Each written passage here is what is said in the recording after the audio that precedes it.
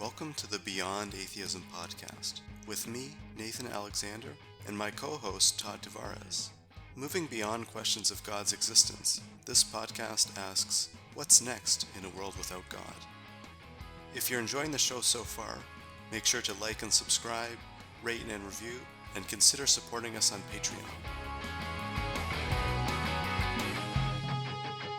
Today we are joined by Joe Blankholm, Assistant Professor of Religious Studies at the University of California, Santa Barbara. He's here to discuss his book, The Secular Paradox, and to give us some of the details from his examination of non-religious organization in the U.S. Joe, welcome to Beyond Atheism. Thank you so much for having me. Yeah, thanks, Joe, so much for coming on. We really enjoyed your book and looking forward to getting into it. Just to begin, well, your book is called The Secular Paradox. What do you mean by the secular paradox? What is the secular paradox exactly?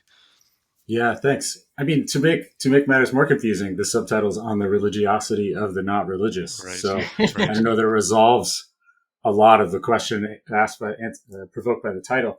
Yeah, so it's really just what I think of as like the secular condition. It's how it feels to be secular, and it's the cause for that feeling. So it's an ambivalence toward religion that's fundamental to being secular, which means really to be absolutely not religious at the same time that you share other beliefs about the world, affirm things that are true with other like-minded people who are also secular, and maybe even form communities or participate in rituals and do religion-like things, and are certainly part of a longer tradition since people don't just arrive out of nowhere. And so it's this tension between being absolutely not religious, but living in this Christian-centered culture, seeming in some ways like religion, and being legally religious, and having to negotiate that boundary in ways big and small, through feeling and through conscious decision.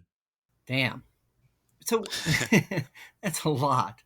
Is that secular paradox particular to secular people then, or is this something that can be something more generalized to people who are not Christian, let's say? Yeah, that's a good question. I think it's difficult to generalize it further, and it almost depends on what you mean by secular.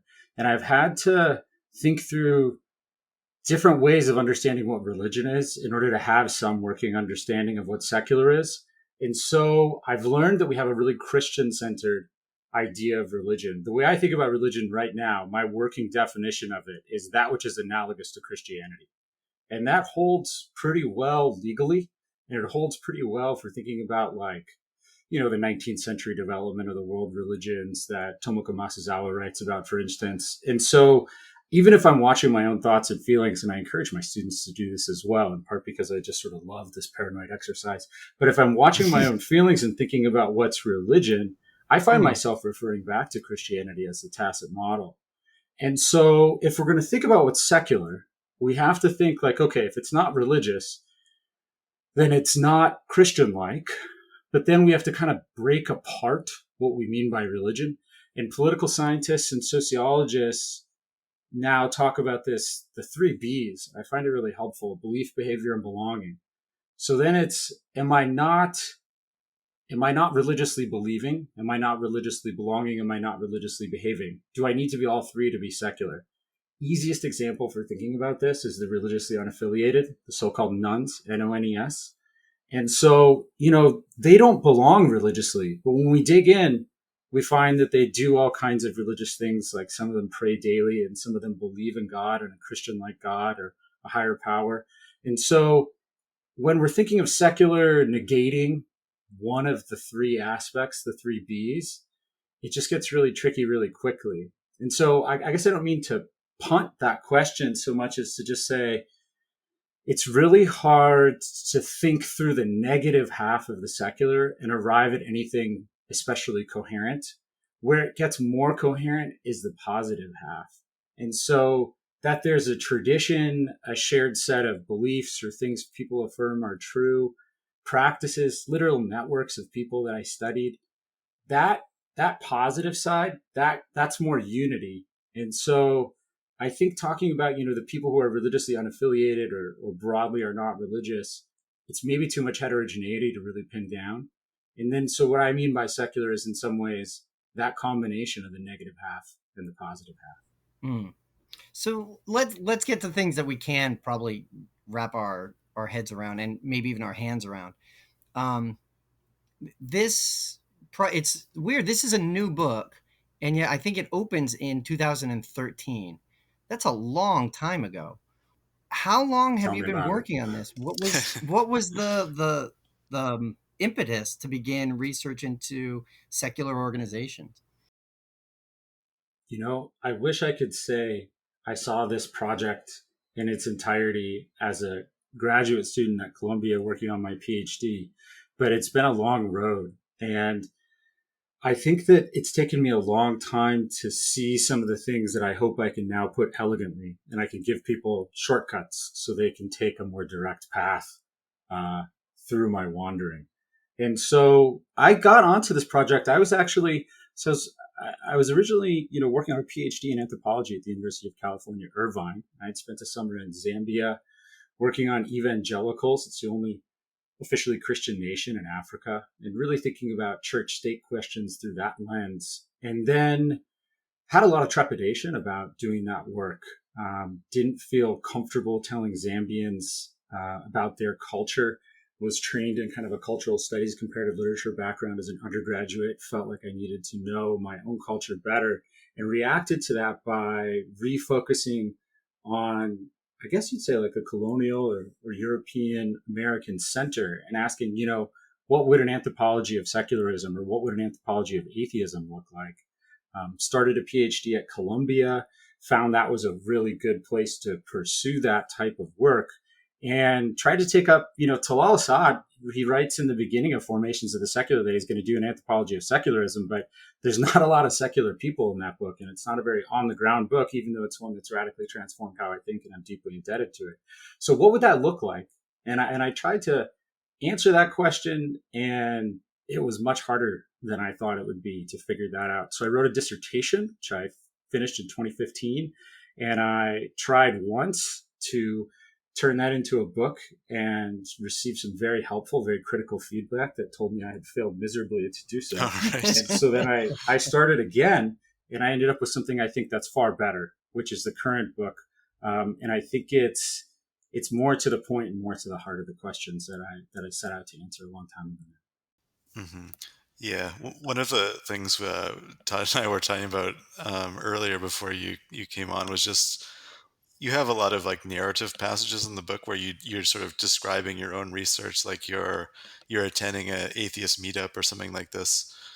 And I think like it's makes the book a lot more approachable and readable. I think to have these kind of examples illustrating your points. Maybe you can just tell us like what your research consisted of for the book. Yeah. So, when I first started out, so I'm going to do an anthropology of atheism. I'm going to do an anthropology of secularism. And I live in New York City, and you can't throw a rock without being an atheist. And so it's very hard because I'm totally immersed. But what I started to find, I started to go to like atheist meetups and started to get more into secular activism, trying to understand the activism that people are doing in groups like the Secular Coalition for America, which is a lobbying organization.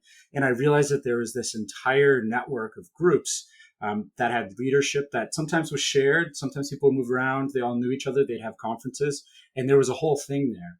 And it was happening at the national level, but also the local level. So later on, with a colleague, Alfredo Garcia, he and I built a database of all the local non-believer communities in the country where people get together face to face, and found that there are about 1,400.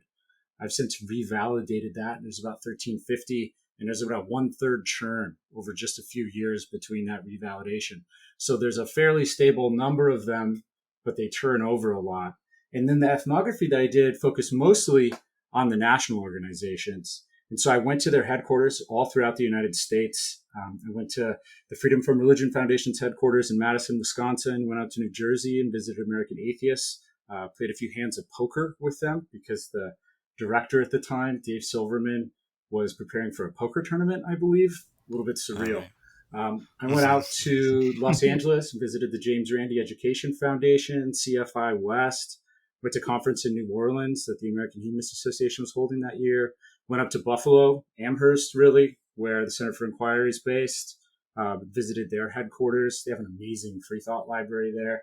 And so went all over just trying to map the network of people who lead these groups and to learn from them. Because I think my first impulse when I started this work was like, oh, I'm going to be able to see who the true atheists are here, or I'm going to settle these debates that these people have been having for centuries with my incredible insights. And in fact, what I found is that they're incredibly smart people I'm talking to, and they've already thought about all of this. And if I just shut up and listen, they have so much to teach me. And so I got really into that for a few years and just followed them around, followed them to DC and went to lobbying outfits and all kinds of stuff. So that's really the heart of the book is a little over 100 interviews with those folks, but also just going to dozens of events and hanging out and learning from them on the ground and having lots of informal conversations as well. Yeah. And I mean, that's what makes it such an engaging read. And one of the things I noticed with the people you interview, people that you're talking to, is that they often come across like they're building their identity, right? As both secular people and maybe as something else, right? That they need to introduce themselves as libertarians in the first 5 minutes. And it seems like this is a larger project for atheists or non-religious people, changing what the perception is by building their own identity. And we've talked to people here who've faced similar pressures the other way, as you find in the book. Black atheists who are told, to their face, you can't be black and be an atheist, right? That's not how this identity works. And you talk to Mexicans who connect religion to Mexican identity. Do you see this as part of identitarian politics?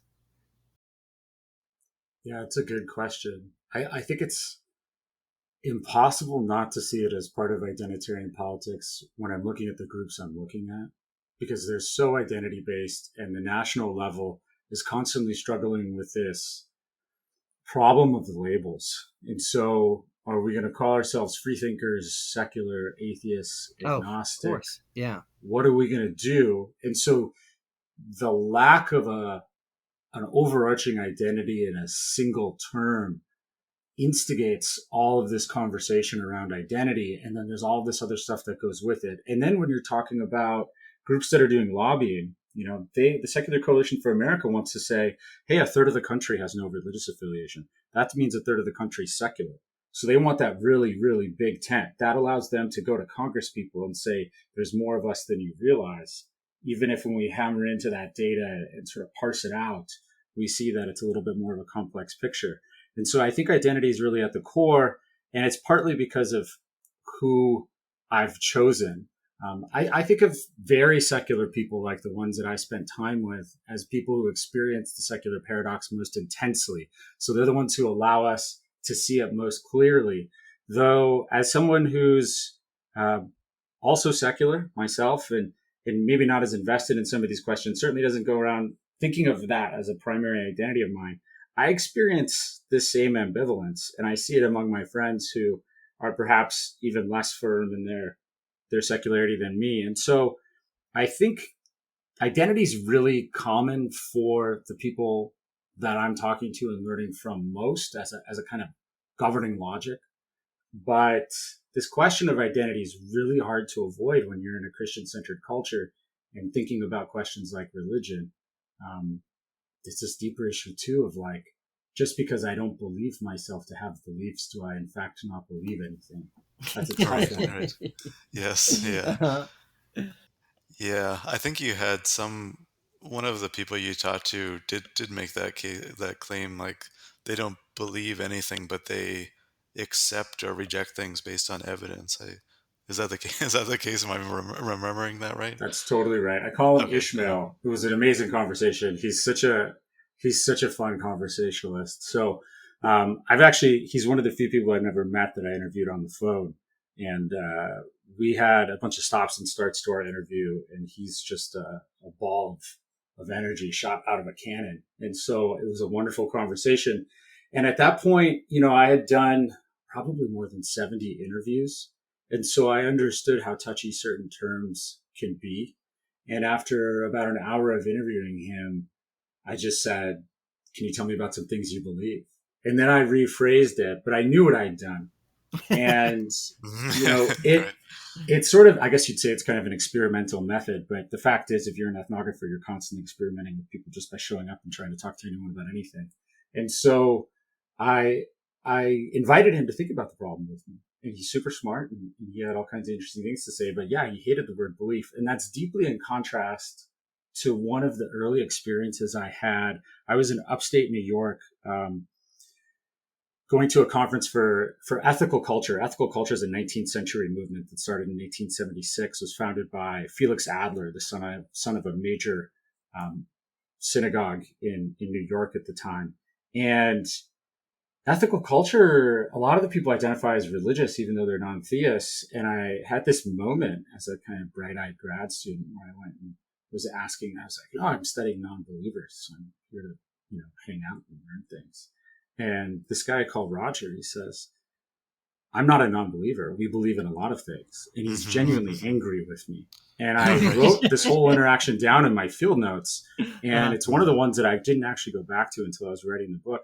And I'm reading my field notes and I'm like, "What's wrong with you? Why were you confused by this? This makes perfect sense." And then I'm like, "Oh, I didn't understand this debate about whether one has beliefs or doesn't have beliefs and how that can mark a person as friendly or hostile to religion." And Roger was telling me, "I'm not one of those anti-religion atheists." And he was using the category of belief to express his similarity to what he understood to be religious people. And Ishmael was, of course, he's deeply anti-religious. And so he was avoiding that term because it had this symbolic meaning. And so this question of having beliefs or not having beliefs is really sticky.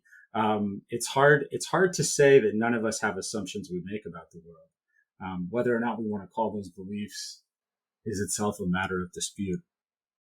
Yeah, I mean, that struck me. It's not something I had run into, atheists who didn't believe anything. I equate that more with nihilism. But it does lead into something that we've asked a lot on this show. We've never come to an answer. We've asked ourselves, and we think we're building to an answer. We always think we're almost there. And it's about atheism having a positive philosophy. And I think you talk to people who actively debate this a lot, and there's no conclusion. This seems to be part of the paradox as well. That, I mean, well, maybe I should put it to you. I'm trying to think of a good way to put this into a question, or maybe just clarification. Can you walk us through like this part of the paradox, whether or not atheism has itself a positive philosophy, or is it just a complete negation? Yeah, thank you. I mean, that's the core of the paradox. And I approach it in two different ways. So I can look at its effects as an anthropologist by going around and talking to people. So I can see whether they understand themselves to share things that they think are true with other people in the world, whether or not they call those things beliefs, because maybe for them belief has an association with it, that's a faith-based affirmation of what's true. And since they're relying on evidence to affirm what's true, then they aren't believing in things, they're knowing things. Of course, that kind of erases an epistemological faith in empiricism, and that's a deeper and interesting question. So I think this positive half lies there. It's, are there people talking to each other and understanding each other as like-minded? That tells me a lot as someone who's just trying to understand social life. It tells me that if they're doing that on such a scale, there's no way they're wrong. And a lot of humanists say, very expressly what we share is humanism. But of course, I don't know that I personally identify strongly with the humanist philosophy, but I agree with them about a lot of things. I'm sort of trained in an anti-humanist tradition that's sometimes called critical theory in the academy. That's influenced me deeply. And so, but I agree with them on many things. And so there's this stuff that we share, and it's hard for us to acknowledge. And it's hard for us to acknowledge under the conditions of Christianity that frame us as a negation, as not religious. So I think there's a couple different inroads we can take to it. One is when we're talking about atheism, Is it that all atheists are unified because they don't believe in God? Or is it they're unified by a shared set of understandings that are related and maybe not affirmed like a creed, but are circumscribing a debate that they're having internally? And non-belief in God is incidental to those things that they think are true. And so then I think a lot of people would relate to that and feel the truth of that, because then atheism is really this sort of Christian question put to a positive set of assertions.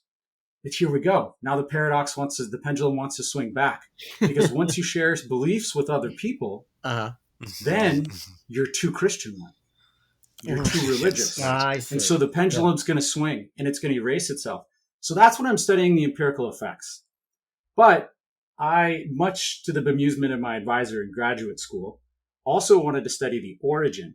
And so the first dissertation chapter I gave her after I was on fellowship year and didn't have to TA was a frankly bizarre 85-page historiographical analysis of attempts to understand the history of atheism and when it arose. And she was literally like, I don't even think she gave me comments on it. She was like, what are you doing? You're an anthropologist. This makes no sense. Right. But I tend to get obsessed with questions, and given free time and a lack of supervision, I explore them. And so what I was trying to do, I later realized, was find the origin of the secular paradox. And I think I found it. And so there's this strange thing where Christian theologians, Alan Charles Kors shows this pretty clearly. Christian theologians invented atheism before they were atheists. What does that mean? Super weird statement. But they were arguing dialectically in the wake of the integration of Aristotle by way of St. Thomas Aquinas. And so they wanted to find the thing that they disagreed with most to prove the validity of Christianity and the truth of God's existence. And so they invented atheism, but they didn't invent it out of sort of just nonsense. They looked to a lot of ancient sources, which disproportionately included ancient Epicureanism, but also some skepticism and some Stoicism. So Kors tracks this process of how atheism is created by Christian theologians, and then how later that sort of sets the stage for people who don't yet call themselves atheists to start to recover a coherent philosophy that we might call atheism that looks a lot like certain ancient thought.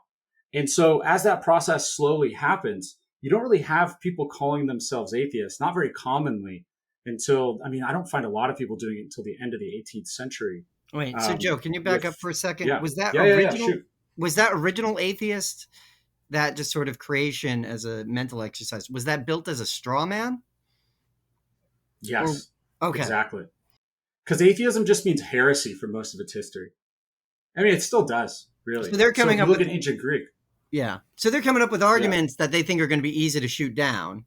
And instead they create a cohesive philosophy of atheism.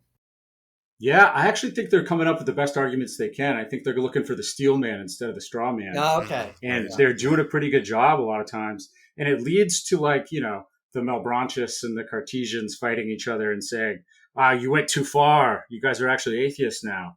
Which is a fun battle to sort of watch play out, because atheist really, it just means heretic. And there's a lot of different heretics. And so when I was looking at the historiography, I'm like, whoa, there's a point in the history of atheism when historians have to decide, am I going to go look for the heretics, or am I going to go look for the proto-materialists, the proto-naturalists, the proto-physicalists? And I'm going to find the pieces of this more affirmative philosophy laid as a kind of trail of crumbs that I can dive back into, or am I going to follow the people that are getting, burned for heresy or going on heresy trials?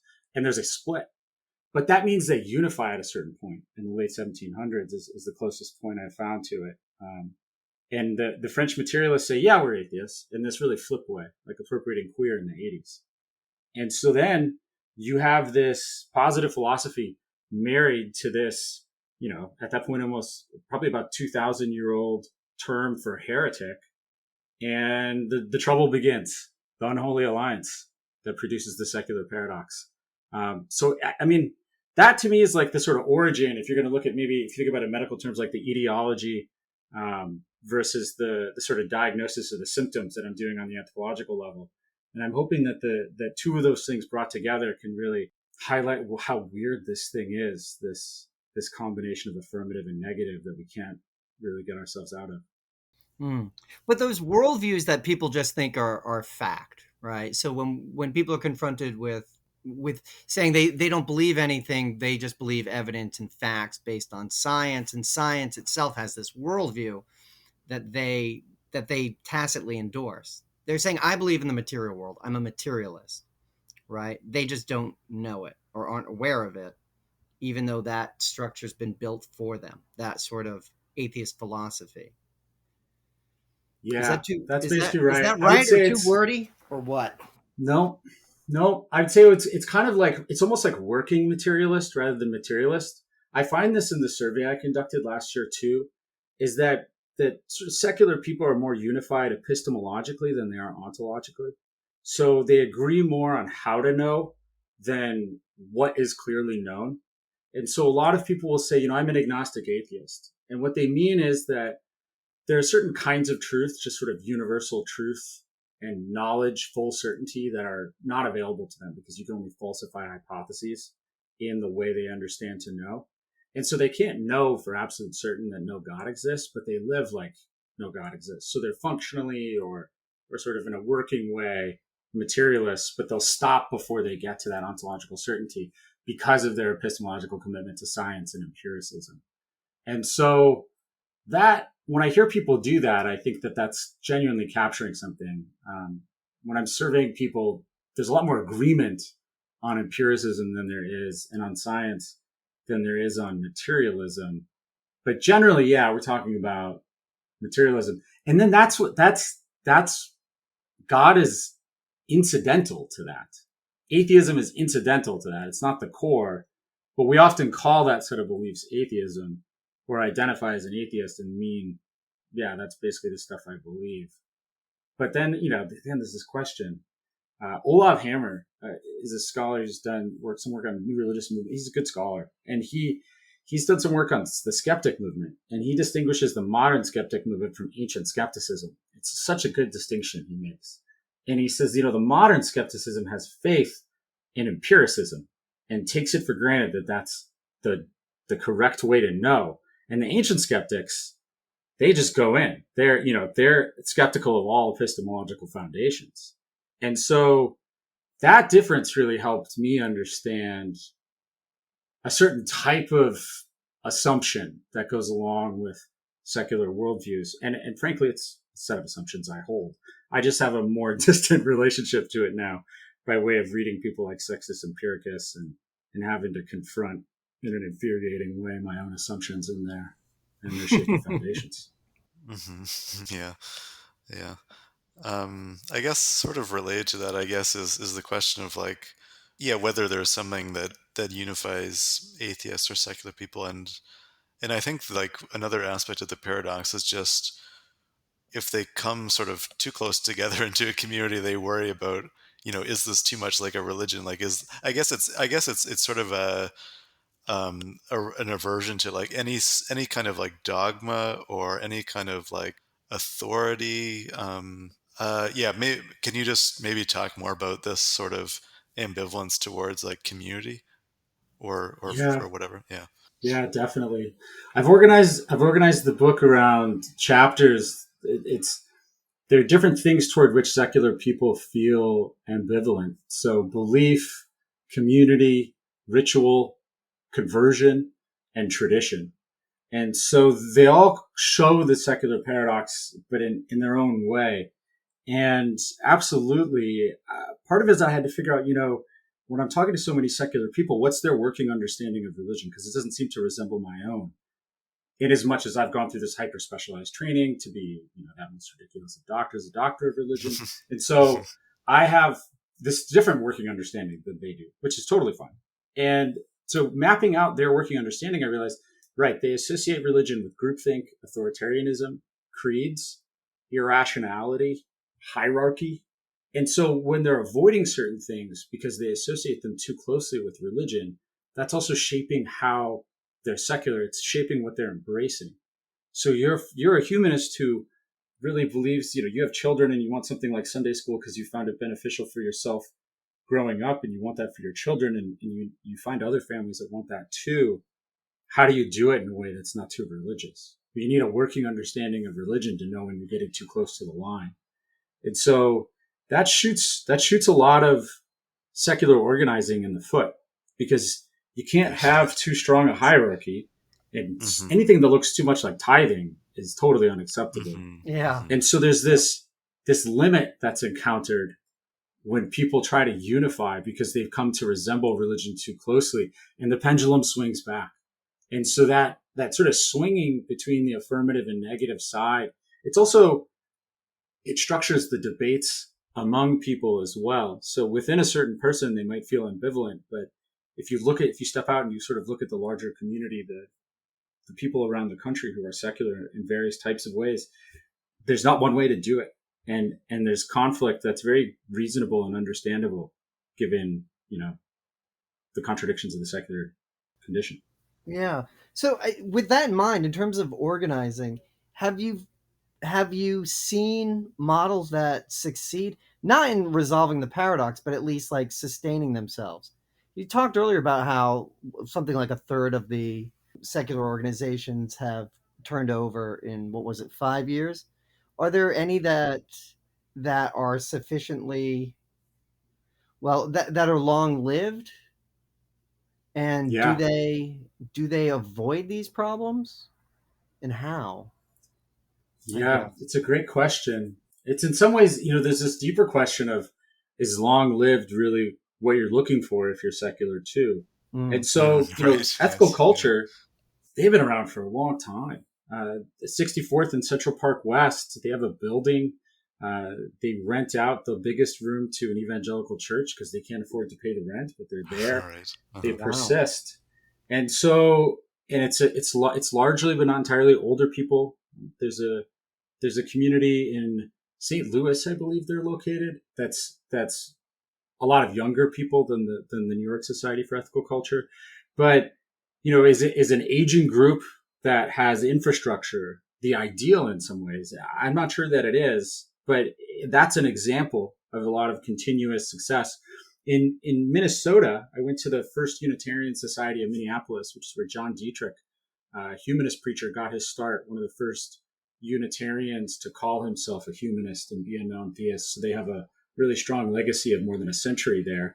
And they've been operating continuously and have had some relatively famous humanist, I guess you'd say theologians or thinkers, philosophers lead their congregation. I believe David Breeden is still leading their congregation there. So those are good examples of long-standing groups. But then you look at something like the Sunday Assembly, which is, if you're someone like me who used to study evangelicals, it looks sort of evangelical in style. They're founded in London by Sanderson Jones and Pip Evans. And so they founded this thing that I think appeals to a lot of young people, and they've had some success. And I think some of those groups are going to have staying power. I don't really want to, we could sort of say, it's a market model, and there's going to be different things that appeal to different people. The way I think about it more is like, okay, if there's diversity in the market, what's the engine of the diversity? And to me, that's the secular paradox. It's the wanting more religion when your only options, more religion-like, when your only options are things like drinking skeptically, and wanting things like drinking skeptically where you just show up at a bar and there's no hierarchy when all your options are too hierarchical.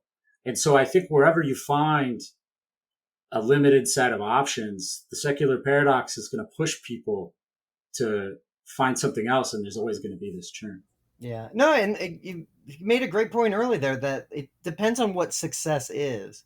It might not be longevity. It might not be institutions. It might be just going out for beers with some people who, some of the people who come together, very unusual, very motley, but they're drawn together through atheism, and maybe that's when it's successful. How did secular people address proselytizing other people? Were there many that were there secular groups that looked to make more atheists? Yeah. How a lot of the big ones sort of, it's tricky.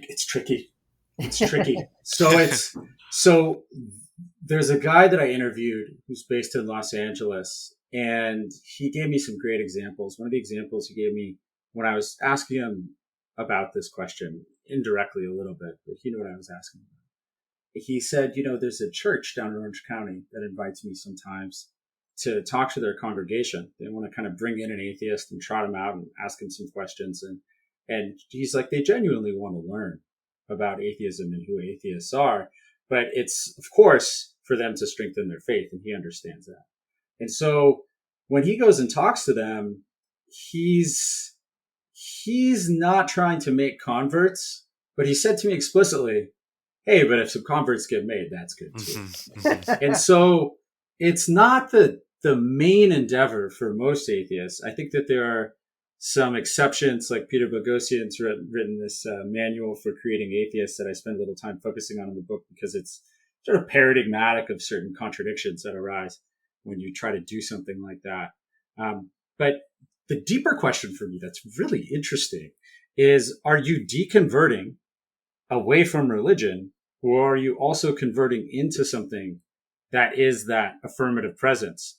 And that's a hard one. That's a hard question. So like Camp Quest, which is a set of children's camps for critical thinking, skepticism, they have to deal with this question because, they don't want to be indoctrinating children, but they also want a safe space for families that don't want any God talk and want promotion of science and critical thinking and maybe have a worldview. Who dealt with the same question, Ethan? I'm sure you know. It's like George Jacob Holyoake talked about capital S and lower S secularism in the 19th century. He's the guy who coined the term secularism. Was a British freethinker, and he saw capital S secularism as an ideology, and he saw lowercase s secularism as non-sectarianism or neutrality. And so this question of whether you're becoming something raises all kinds of thorny issues, but it's at the core of whether non-believers should proselytize, because you don't want to be so much like religion that you're proselytizing. And then what are you doing? Are you converting people to things, or are you just trying to dispel them of their religious beliefs, which you believe to be irrational? It's like this little tree that starts branching off, and the problems stemming from the original paradox just multiply. Yeah. And I think one of the things I really took away from your book is that there's not necessarily an answer to the question, like to any of these questions. You just have to say like, yeah, it's like a paradox, and there's no way to resolve it. And I think, yeah, like with so many of these issues, there's just not a right answer. I mean, we do this bonus segment at the end, which is called "Can a True Atheist?" And like, people always struggle about how to answer these questions, and I think it really illustrates the paradox. One thing I mean, I can see like the time is going on, but we've got so many questions. One of the things I wanted to ask about is, you talk about this idea of secular misfits. Maybe you can talk a little more about that. Like, what do you mean by that, and how do they relate to this paradox differently? Yeah, thanks. You're talking about the people who broke my brain and allowed me to see all of this. They're the people who had the best explanations for what it was that was going on and allowed me to get outside myself and my own assumptions. So secular misfits are people who converted from religions other than Christianity, people like ex-Muslims, but also Black atheists who don't really fit into white mainstream atheist American culture for various reasons. People like Hispanic freethinkers who have founded their own groups for good reasons. And I, probably just honestly, very naively was like, why are there other groups? Why don't people just integrate into mainstream white atheism? I mean, I knew in some way there was an answer, but I didn't know what the answer was. And so I went and talked to people, and they just explained it, and they blew my mind. And so there's several just moments that radically transformed me. So there's one guy, I went to interview him in a suburb of Detroit, and he considers himself no longer Jewish. And it's one of the reasons, it was a strain on his marriage. He's now divorced. And he told me, my wife always used to tell me, you can't un-Jew yourself. And she was very frustrated with him about it. And he absolutely wants to do that. And he's extremely frustrated with his family, he's part of a larger Jewish community, with people around him who've known him all his life, who still consider him Jewish because his mother's Jewish. And so what that tells me is that Jewish is analogous to Christianity in some ways. It's analogous to being Christian, but in other ways it's not. Because Christianity is really the source of that analogy. So Christianity really structures what we mean by religion, so it also structures what we mean by secular.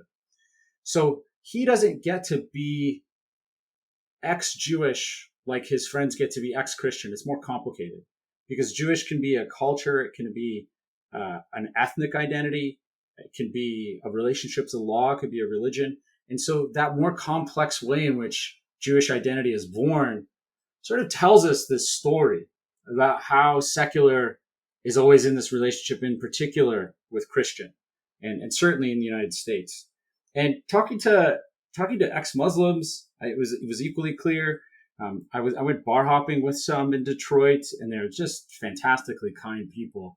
And so, they're explaining things to me, and they're very funny. And it's hard to get out your phone and write down jokes when people are making you laugh. Yes. But fieldwork's awkward, so I did just that. Mm-hmm. And so there's this guy who told a very funny joke, but also just a very sad joke. And he was talking about growing up in the Middle East and how he's now in the United States, came to the United States to get an engineering degree, and how he's tried to get rid of the Islamic parts of him. He no longer understands dreams that he had when he was younger in the same way. He tells his stories about his family, in which maybe supernatural or ghosts might have been involved in very different ways. He's had to translate them into a different ontology, a different worldview. But he's like, the problem is what's left of my culture if I take out Islam? What's left? The desert? And he's exaggerating, of course. But what he means is that being ex-Muslim isn't like being ex-Christian. You can't just cut out going to church. It's not going to work. You have to throw out an awful lot with that bathwater because it's not a perfect analogy. And he really struggles with what's left. Ishmael, who I talked about earlier, who really doesn't want to have any beliefs, he's removed all of the references to God from his speech. So he doesn't say Alhamdulillah, he doesn't say Inshallah. And when he's speaking Arabic to, the guy who runs his local deli, people find it really off-putting. And so he's really dedicated to carving out all of these references from his speech as part of his becoming more fully ex-Muslim.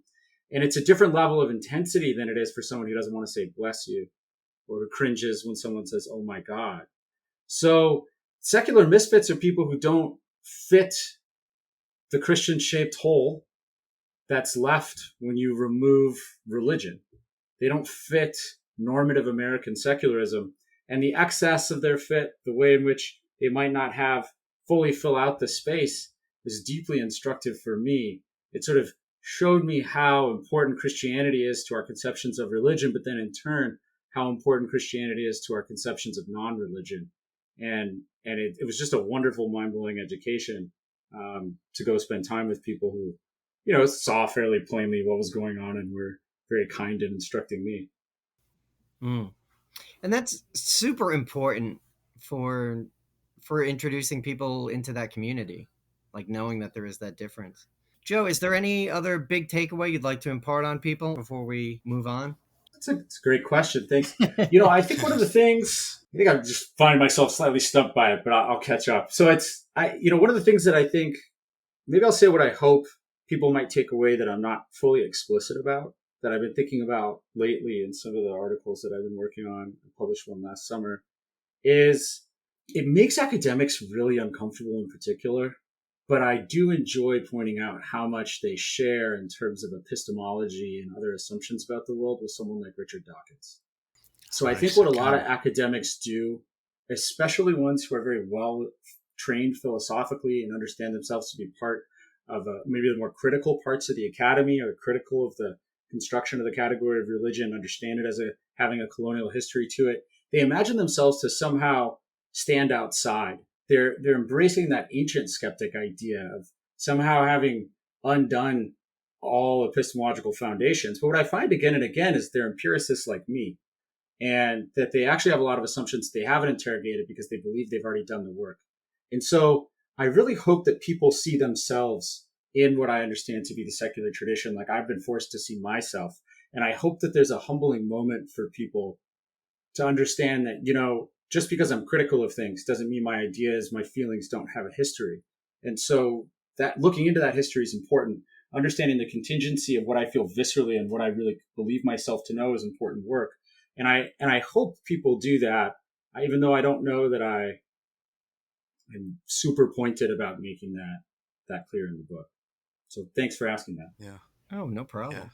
Yeah. I think that's a really interesting point. I mean, I think secular people, and maybe everyone, feels to some extent that they kind of stand outside history and tradition, like, but obviously it's not possible for anyone to do that, to sort of like, stand outside one's own culture or whatever. I think that's a really interesting point. So I guess we'll move on to the lightning round. Let's do it. And so I mentioned it earlier. So typically it's called Can a True Atheist? And it is these sort of secular paradox questions. Can a true atheist say, "Oh my God," for example? But I think we're going to change it, Joe, just to match your book, and call it "Can a True Secular Person?"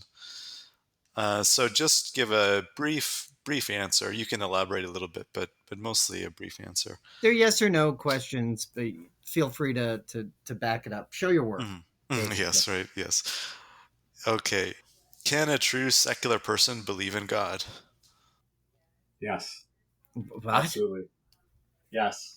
Absolutely. One, I'm starting to see the paradox here.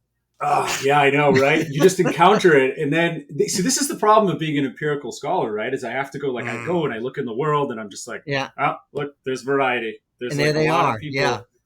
And so I don't get to sort of settle it. I don't get to say aha, they are not, in fact.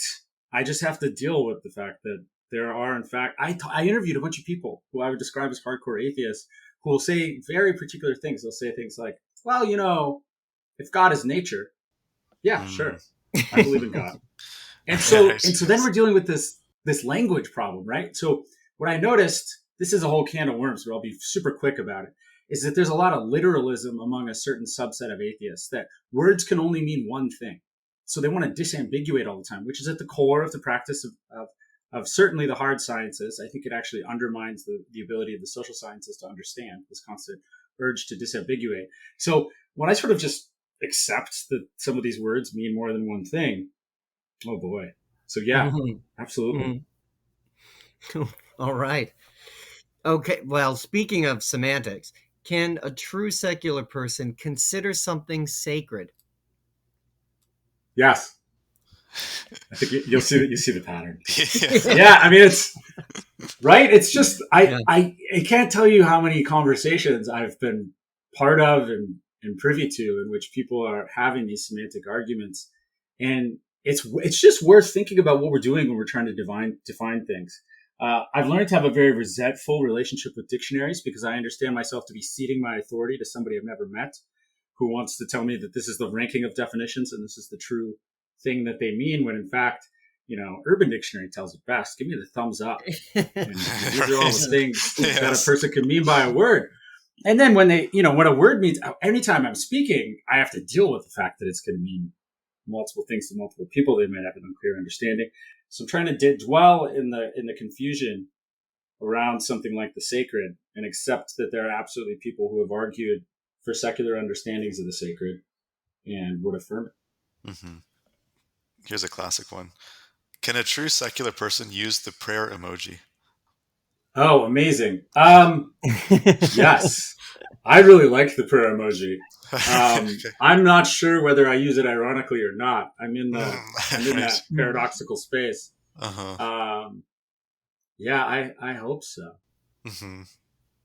All right. Can a true secular person celebrate their birthday? Yes. Yes. So I interviewed a former Jehovah's Witness at one point. who told Ooh. me how important it was to his secularism to celebrate birthdays and Christmas, because those are things that he could not do. Right. And Yeah. so, in Right. his secular Yes. misfit, his particular expression of high secularism was a total embrace of, you know, Christ Mass. Yeah. I love it. I love the idea that that an atheist wants to celebrate Christmas because it's Yes. against their religion. Right. Yeah. Yeah. That's a lot of paradoxes Yeah. wrapped up. Um, can a true secular person dislike John Lennon's song "Imagine"? I hope so. I certainly do dislike it. I think you're referring to there are several admissions I make in the book, and one of them is that Yeah. I've grown to despise John Lennon's "Imagine." It's a refrain at any secular event, and so I like the Beatles, but I can only handle so much Right. affirmation of Yes. the atheism of that song without acknowledgement of its deep anti-capitalism. Right. And Mhm. I Yeah. think I That's what I just no think. longer like the melody. Mhm. It's been ruined for me. So I hope Yeah. so. But am I a true secular person? Uh, yeah. We'll That's have to that's let another the question. heresy trial determine. Yes. Uh-huh. We've learned there are a lot of paradoxes there. Can a true secular person promote an afterlife? Boy, I use the term yes, I use the term afterlife all the time, but I suppose in a more metaphorical sense. I don't think Jacques Derrida has a very inviting oeuvre, but he's given me some great ideas. Haunting is one of them. And so the ways in which someone like, say, Karl Marx can have many different afterlives, and there's no one way in which Marx is understood and lives on, is a wonderfully useful idea for me. And then, it's too long an answer to get into, but there's a very secular understanding of what Buddhists mean by reincarnation as well, which I think points to a certain notion of, an afterlife. All right. Here's a good one. Can a true secular person tell kids that Santa Claus is not real? Yes. So wait, there's a possibility that a true secular person would tell kids Santa Claus is real. That would be the Is default not secular real. position. Yeah, I guess the idea would be, a secular person just going up to a group of kids and saying like, like Santa isn't real. Uh, can they do that, or should they do that? Yeah, they can do it. I Mhm. think. I don't know. I don't have kids, so I don't.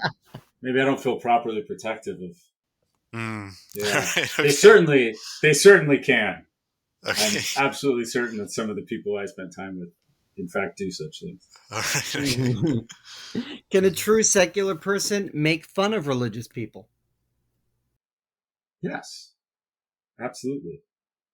I think there's an interesting debate in an emerging body of scholarship around the secularity of humor, whether humor is inherently secular, sort of tied back to some debates around blasphemy that happened among Judith Butler, Wendy Brown, Saba Mahmood, Talal Asad, about whether critique is inherently secular. And I think probably from the things I've said so far, the idea that secular is inherently this or that's going to ruffle my feathers. But I sure hope so. Hmm. Hmm. All right. And the last one. Can a true secular person want to be religious? Yes. Man, I think it secular was, people can do anything. yeah.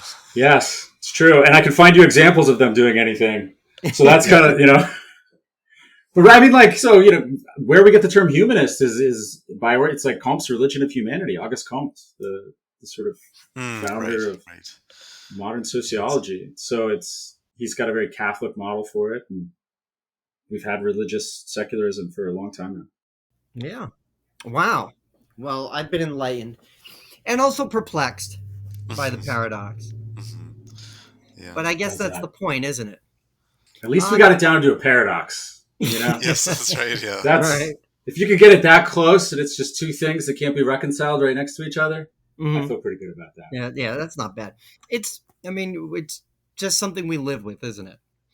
Look, if God can make a rock so big that he can't lift it, I think secular people can have a Right. paradox as well. Yes. Oh wait, or can he? Now I'm super confused. Yeah. Joe, anything you want to plug? Tell people about? Do you have a blog? You got should they follow you on the Twitters? Follow me on Twitter. I'm an infrequent poster who is probably tends toward the sincere and awkward in my posts. But if that sounds fun to you, please. I'm at Joe Blankholm, and I'm working on some things, but they're academic things, and I'm not a good self promoter. So I'll post them on Twitter when they get posted. But thank you for that opportunity. You're welcome. Thank you so much for coming. Yeah, thank you. All right, that was Dr. Joseph Blankholm, the author of The Secular Paradox on the Religiosity of the Not Religious. Todd, what were some of your takeaways from this episode? Well, it's great that he found a term for it, right? Like we know that it's difficult to organize anti-religious people because they don't want to be organized into anything that looks like a religion. That's really good. And the book, which is fantastic, and I really need to read again and much closer, is singularly focused on the non-religious organizing around either like non-religious or anti-religious organizations, which is a very particular way of organizing, right? When you think about it, most secular organizations are not like that. We have tons of secular organizations that don't have the secular paradox, right? Like the government, Amnesty International, Walmart. I don't think they're not a religious organization, but these are all things that are organized on secular lines and don't risk becoming religions, which is fantastic, right? Yeah, or I mean, even on a smaller scale, like your local hockey team or something like, or a local any sort of just meetup group that you're hanging out with other people. I mean, yeah, I think these are not. I mean, well, are they confronted with the secular paradox? I don't really think so. I've never been like watching a game with a friend, and then they have the national anthem at the beginning, and then uh, we go to stand up, and I go, wait a minute, this is kind of too much like a religion, isn't it? No, but Yeah, like we don't yeah, even think about it, right? Because they don't yeah, look like what we think of as a religion. hmm I mean, if yeah, like yeah. soccer in Europe, maybe you have that problem, Y- but Yeah, I mean, maybe we're just gone off on a tangent, but certain kinds of fandom could be maybe almost religious-like, I suppose. well, we got to repeat the three B's that Yes. right. So what is it? Belief, behavior, and belonging. Yep. Yeah. So there's a lot of belonging, Yes. Yeah. and there's some behavior, right? Yeah. Yeah. And I think there's a belief aspect. I mean, and you believe that, you know, well, like Taylor Swift or Right. something is like the best singer ever or whatever. Yeah, it's ordained from God. Uh, But yeah. but this is one thing I kind of stumbled into at the end of the book is that what he made me think is that we're looking at it all wrong, right? Like the secular paradox exists because there are people who are putting on the brakes who want to stop themselves from forming something that's a religion. Most organizations are not a religion. The strange thing is that some organizations are religions and they introduce all this really wacky shit. That's where, like, why is it that some of these organizations produce massive groupthink, massive indoctrination, um, obedience, hierarchy, absolutism, to like the totalitarianism of a sky god? Like, why is it that these groups that are religions produce it and most other organizations don't? That's the weird thing to me. Maybe we should think about it more like that, and that there's something special about these organizations that become religions. as opposed to the other organizations that are secular. Mm-hmm. Mm-hmm. Yeah. I mean, I guess. Yeah. Yeah, well, I mean, I just have. well, Yeah. let's Yeah. throw it in the maybe pile and leave it there for a Yeah. while, Yeah. Yeah. because it's something that the secular paradox allows us to think about, right? Like we we kind of fight becoming. I think most organizations fight becoming. Oh no, maybe not. Maybe the NFL is. I could see the NFL doing something like this, or the NRA being like, "How do we make ourselves more like a religion?" Yeah. Right. Yes. And Yeah. I mean, the NRA, Yeah. I think they're a nonprofit. How do we make people pray? Oh, we say it all the time. Thoughts and prayers. Mm-hmm. Yeah. I mean, I think there's a whole bunch of different kind of issues that, I mean, even just sort of at a basic level about what the law considers a religion and what sort of like what restrictions and privileges does that grant an organization, when the law declares that you are a religion. And I think, I mean, part of the secular paradox, I suppose, is just is like kind of confronting religion, this sort of like elephant in the room, I guess, that kind of looms over everything. And I mean, yeah, I mean, it's funny that in some ways, like very secular people, religion looms very large for them, maybe in some ways, because they really don't want to be associated with that thing. Um, it takes up a lot of sort of headspace, I guess. I mean, it's a cliche by this point, but atheists are the only people who take religion seriously. Right? That's Yes. Right. Yeah. that's a big thing. Yeah, yeah. Think about it a lot. Worry about it a lot.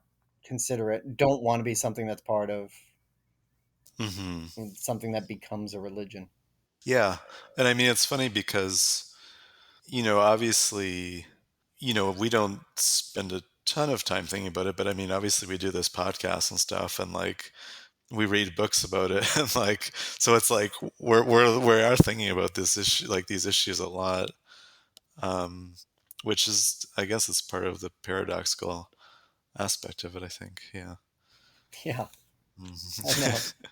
We think about Yeah. it all the time. Isn't that crazy? Yeah.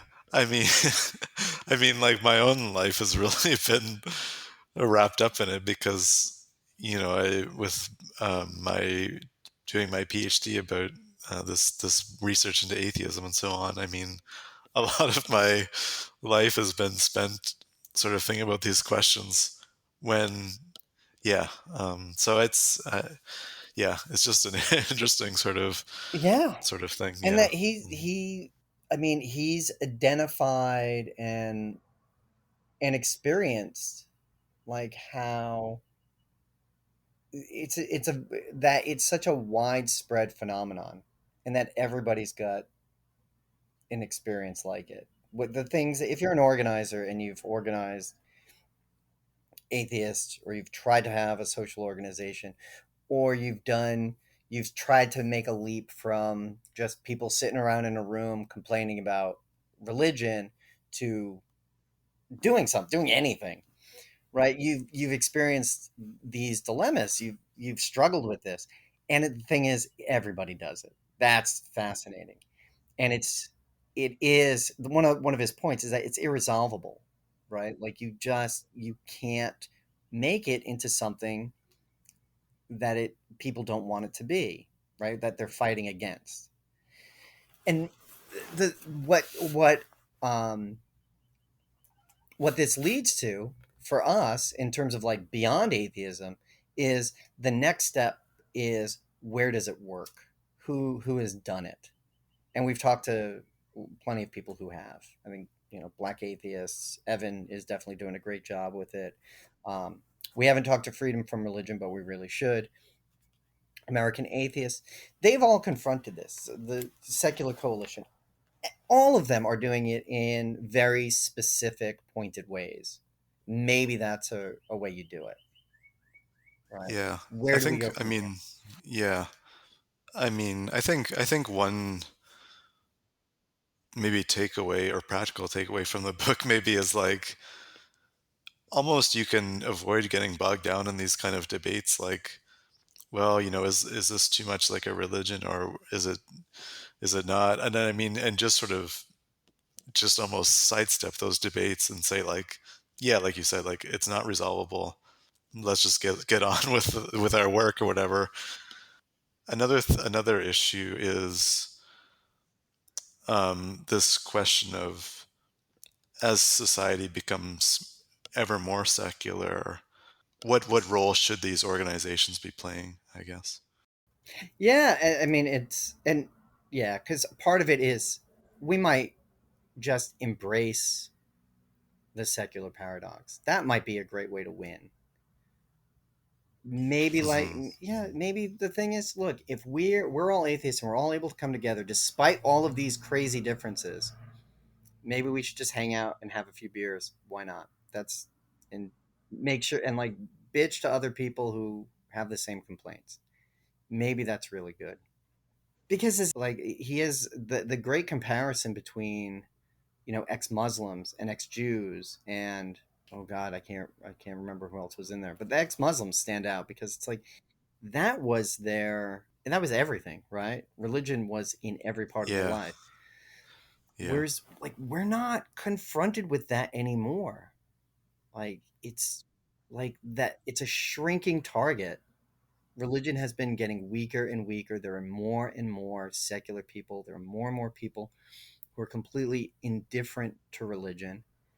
And I've met a few people who are religious, right? They tell me their religion, they have a religion, they can lay out their theology, they know exactly how God wants them to live, they live exactly how God has dictated to them that they live.